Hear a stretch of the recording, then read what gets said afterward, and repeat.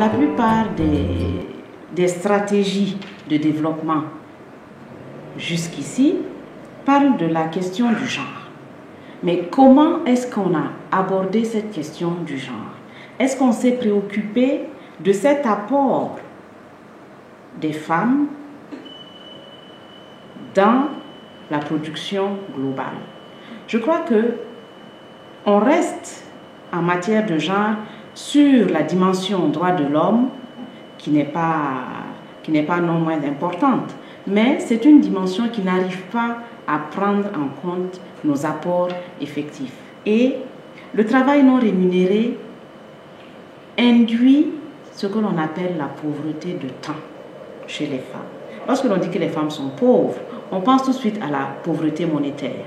Mais alors, quand vous analysez l'évolution du discours sur la pauvreté, eh bien, vous voyez que à un moment donné, il y a eu quelqu'un qui a parlé de la pauvreté des capacités.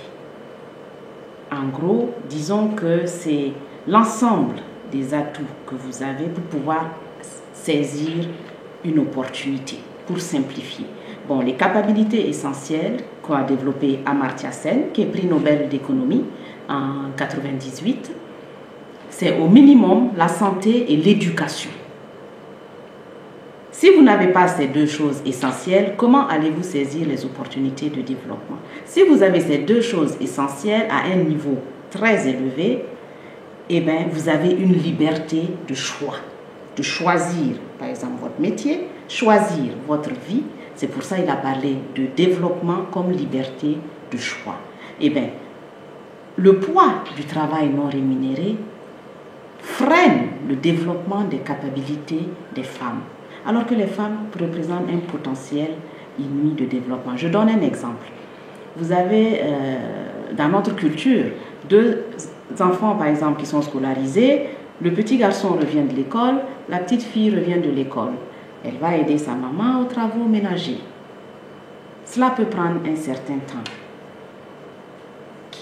qu'elle ne pourra pas consacrer à l'étude.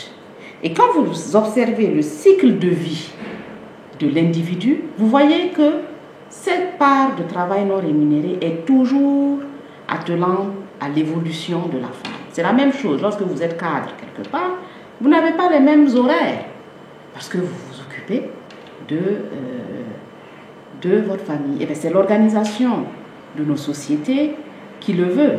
Mais il faut être conscient que le travail non rémunéré est un frein au développement des capacités et est un manque à gagner qu'il faut, j'allais dire, quantifier et valoriser pour nos États.